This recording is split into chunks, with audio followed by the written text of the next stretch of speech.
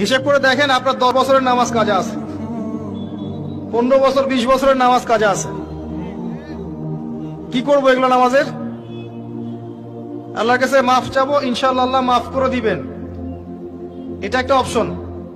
যদি না করেন, এই নামাজগুলোর কাফারা কে দিবে? এই নামাজগুলো কি টাকা পয়সা হিসেব করে হুজুরকে খাওয়ালে হবে? এখন এক নতুন একটা সুন্নত বের হয়েছে, মানুষ মারা গেলে হুজুরকে ডেকে বলে আমার আব্বা 10 বছর নামাজ পড়ে নাই, হুজুর কত টাকা দিলে নামাজগুলো কাজা হবে? হুজুরও বলে হ্যাঁ, প্রত্যেক নামাজের জন্য যদি 500 করে দেন, আমি ওয়াক্ত ওয়াক্ত হিসাব করে পড়ে দিব।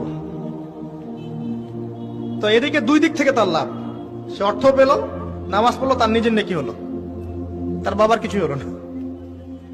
তো এভাবে কি হবে? আদায় করতে হবে। আরেকটা সহজ বুদ্ধি আছে, একটা না দুইটা।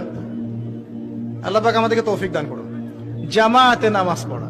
যখন আপনি জামাতে এক ওয়াক্ত নামাজ পড়ছেন, আপনি 25 বা 27 ওয়াক্তের নেকি পাচ্ছেন। এখানে আপনি ক্যালকুলেশন মিলাতে পারবেন। একটা হচ্ছে বেশি বেশি নফল নামাজ পড়া, ফরজের ঘাটতিগুলো আল্লাহ পাক নফল দিয়ে পূরণ করবেন ইনশাআল্লাহ।